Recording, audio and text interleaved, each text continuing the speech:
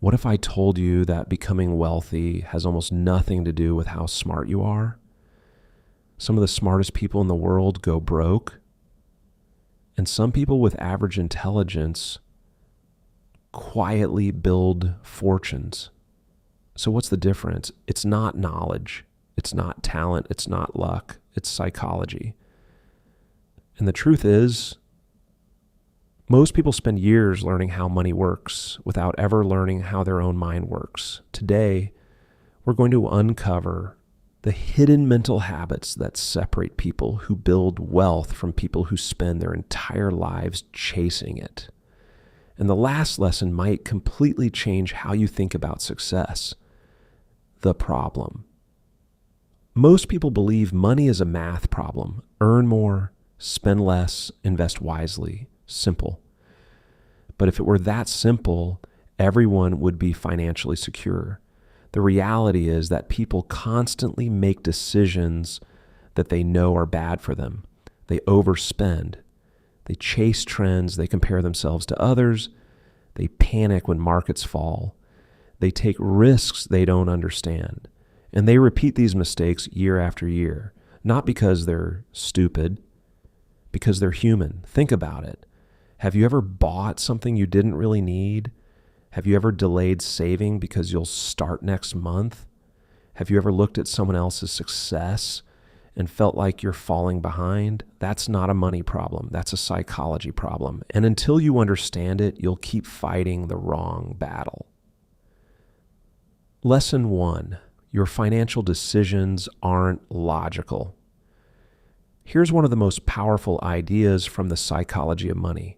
People don't make financial decisions with spreadsheets. They make them with emotions.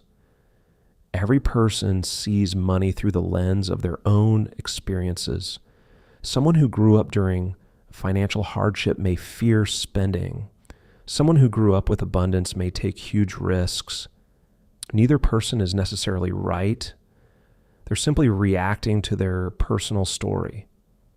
This explains why intelligent people can completely disagree about money, because they're not arguing facts. They're arguing experiences. And here's where it becomes dangerous. When emotions control financial decisions, short-term feelings often destroy long-term goals. You panic, you quit, you react, and then you wonder why progress never comes. What should you do today?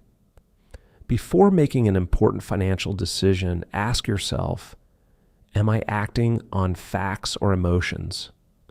That single question can save you years of regret. Lesson 2.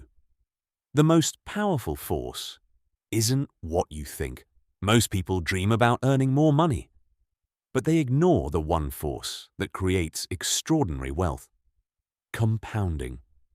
And here's the strange part. Compounding works not because of brilliance. It works because of time. Imagine two people. One invests consistently for decades. The other constantly jumps from opportunity to opportunity, looking for the next big win. The second person looks smarter, more ambitious, more active. But often the first person wins, because time multiplied their small decisions into massive results. The problem is that our brains hate waiting. We want immediate results, immediate success, immediate rewards. But wealth rewards patience more than intelligence. And this applies far beyond money. Skills compound, relationships compound, knowledge compounds, habits compound. Everything in life compounds. The question is whether your daily actions are helping or hurting that process. What should you do today? Identify one habit that would benefit from 5 years of consistency. Then commit to doing it even when results are invisible. Lesson 3. The dangerous game of comparison. Now let's talk about one of the biggest traps in modern life: comparison. Many people don't actually want wealth. They want to look wealthy. And those are very different goals. The expensive car, the luxury watch, the bigger house, the designer lifestyle. Most people see these things and assume they represent success, but often they're seeing spending, not wealth. True wealth is usually invisible. It's the money you didn't spend, the investments nobody sees, the savings nobody applauds, the freedom nobody notices. This is why chasing appearances becomes a never-ending game. There will always be someone richer, someone younger, someone more successful. And if your happiness depends on keeping up, you'll never arrive. But the most successful people understand something important. The goal isn't to impress strangers. The goal is freedom. Freedom to choose. Freedom to say no. Freedom to live life on your own terms. What should you do today? The next time you're tempted to buy something to impress others, ask, will this increase my freedom or decrease it? Your answer reveals more than you think. Lesson 4. Survival is the real superpower. Here's a lesson that almost nobody talks about. Success isn't about making the best decision. It's about surviving long enough for good decisions to work. Think about it. You don't need perfect investments. You don't need perfect timing. You don't need perfect opportunities. You need to stay in the game. Many people fail because they take risks that leave no room for mistakes. One bad decision, one unexpected event, one setback, and everything falls apart. The people who succeed over decades understand uncertainty. They leave margins of safety. They prepare for setbacks. They expect life to be unpredictable, because it is. The future is never as certain as we want it to be, and resilience beats perfection every time. What should you do today? Create more breathing room in your life, more savings, more patience, more flexibility, more margin for mistakes.